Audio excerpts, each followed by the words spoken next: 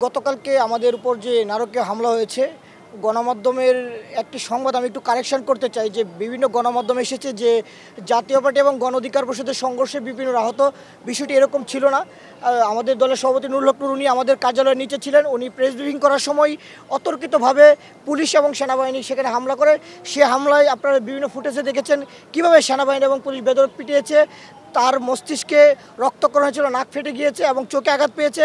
গতকাল রাতে তার জ্ঞান ছিল না, এখন জ্ঞান ফিরেছে, কিন্তু তা ডাক্তার যেটা জানিয়েছে এখনও তিনি আশঙ্কামুক্ত নয়, যেহেতু তার মাথায় রক্তক্ষরণ হয়েছে। এখন পর্যন্ত তার শারীরিক অবস্থা এটুকুই। আর আপনাদেরকে একটা বিষয় জানিয়ে রাখি যে এই প্রোগ্রাম চলাকালীন সময় আমাদের সংবাদ সম্মেলন আগে সেনাবাহিনীর পক্ষ থেকে ব্রিগেডিয়ার শামস নামক একজন ব্যক্তি নুরুল হক নূরকে ফোন দিয়েছিলেন। উনি ফোনের ওপার থেকে অনেকটা হুমকি স্বরূপ বলেছিলেন যে জাতীয় পার্টির বিরুদ্ধে যেন কোনো কথা না বলে, জাতীয় পার্টির অফিস নিয়ে যেন কোনো প্রকার কর্মসূচি না দেয়। যদি করে সেই বিষয়ে কোনো কর্মসূচি দেয় তাহলে সরকার কঠোর হতে বাধ্য হবে।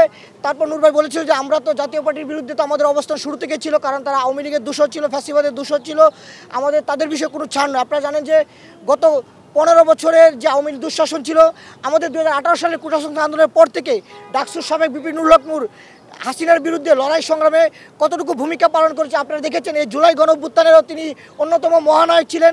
তাকে 2 দফা রিমান্ডে নিয়ে নির্যাতন করা ছিল, তারপরে কিন্তু কোনো আপোষ করেনি।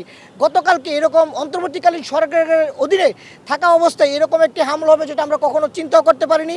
নুরুল হক নূরের পরিবার পক্ষ থেকে, আমরা দলের পক্ষ থেকে দেশবাসীর কাছে দোয়া চাই, আপনারা নুরুল হক নূরের জন্য দোয়া করবেন। আমাদের এছাড়াও প্রায় শতাধিক নেতাকর্মী আহত রয়েছে, বিভিন্ন হাসপাতালে প্রায় 20 থেকে 30 জন নেতাকর্মী ভর্তি রয়েছে। আমরা সবার জন্য দোয়া চাই। বসুন্ধরা টিস্যু, অশুদ্ধতার বিরুদ্ধে এক বিন্দুও ছাড় নয়।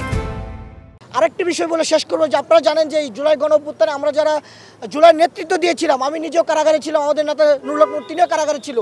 আমরা যারা জুলাই গণঅভ্যুত্থানের সামনে থেকে নেতৃত্ব দিয়েছি, আমরা এখনও শঙ্কামুক্ত নয় যে আওয়ামী ফ্যাসিবাদ বিতাড়িত হলেও এখনও প্রশাসনে পুলিশ বলেন, সেনাবাহিনী বলেন, রাষ্ট্রের গুরুত্বপূর্ণ জায়গায় কিন্তু ফ্যাসিবাদের দূষণা রয়েছে। ফলে তারা যে কোনো সময় যে মারমুখী কিংবা ভয়ানক হয়ে উঠতে পারে। গতকালকে তারই প্রমাণ। আজকে নুরুল হক নূরকে এভাবে হামলা করেছে, আগামী কয়েকদিন পর যে এই সেনাবাহিনী তারেক রহমানকে মারবে না, জামাতের আমিরকে মারবে না, কিংবা এনসিপি নেতৃবৃন্দকে মারবে না, তার কোনো নিশ্চয়তা নাই। কিংবা জুলাই যারা নেতৃত্ব দিয়েছিল তাদের জীবন যে শঙ্কায় রয়েছে, এই গতকালকের এই ঘটনাটি প্রমাণ করে। আমরা দেশবাসীকে আহ্বান করব, জুলাই গণঅভ্যুত্থানে আপনারা যেভাবে রাজপথে নেমে এসেছিলেন, আপনাদেরকে এখনও সোচ্চার থাকতে হবে।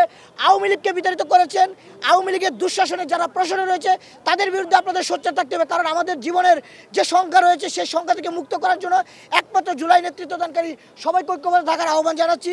আমরা নুরুল হক নূরের যে স্বাস্থ্যের সবশেষ আপডেটটি আমি আবারও বলছি, উনি গতকালকে রাতে সেন্সলেস ছিল, এখন ওনার জ্ঞান কিছুটা ফিরেছে, কিন্তু ডাক্তার যেটি জানিয়েছে তিনি এখনও শঙ্কামুক্ত নয়, যেহেতু তার মস্তিষ্কে রক্তক্ষরণ হয়েছিল, নাক ফেটে গিয়েছে, চোখে আঘাত পেয়েছে। আমরা তার পরিবারের পক্ষ থেকে এবং দলের পক্ষ থেকে দোয়া চাই।